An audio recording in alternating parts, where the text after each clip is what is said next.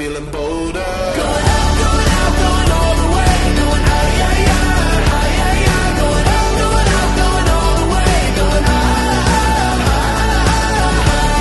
going all the way. Going up, going all the way. Going up, going all the way. Going higher. The difference between the classical and romantic periods by Naman Siddeshwar and Matthew Wong. What are the differences between the classical period and the romantic period? Many people think that there is no difference at all between the classical and romantic periods and simply think they are all classical music. And most people don't even know what the classical and or romantic periods are. That's why we are here to help you differentiate between these two different periods of music.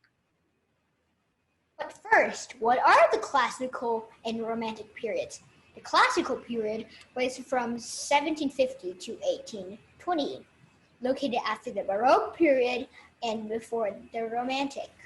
Some of the famous composers in the period include Beethoven, Mozart, Schubert, and Clementi. The style of music mainly included a melodic melody accompanied by a chordal background. They used a very modest musical model, the idea of order and chaos. Whereas the Romantic period was from 1823 to 1900, located after the Classical period and before the Contemporary. Some of the most famous composers from this era were Beethoven, Debussy, Liszt, Chopin, Schumann, Tchaikovsky, Schubert, and many more. Most of the music was dramatic and emotional, as well as was known for its intense energy, both due to its influence from literature. Before Romanticism represented love, it meant sweeping emotionalism. The Romantic period moved away from the Classical period towards increasingly more longer and complex music to express the vast range of human emotions. One of the factors in the difference between the Romantic and Classical periods were the people. The people in the Classical period liked to dance to minuets that preceded sonatas in the ballrooms, trios singing and playing along with string quartets. They influenced the melodic melody accompanied by a chordal background because if we're to hear a concerto, which is a solo instrument playing at the head of an orchestra. They like to listen to a melody to serenade them down in a differential to cheer them up. In contrast, the people of the Romantic period were more educated and secular, which means non-religious. Many of the works were passionate and energetic, and they reflected on nature and literature.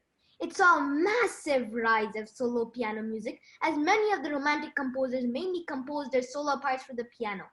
Reasons may include that the piano had improved a lot. Nonetheless, they enjoyed listening to symphonies and operas.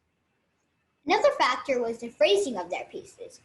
In the Classical period, people liked lengthy and extended melodic expressions that were legato.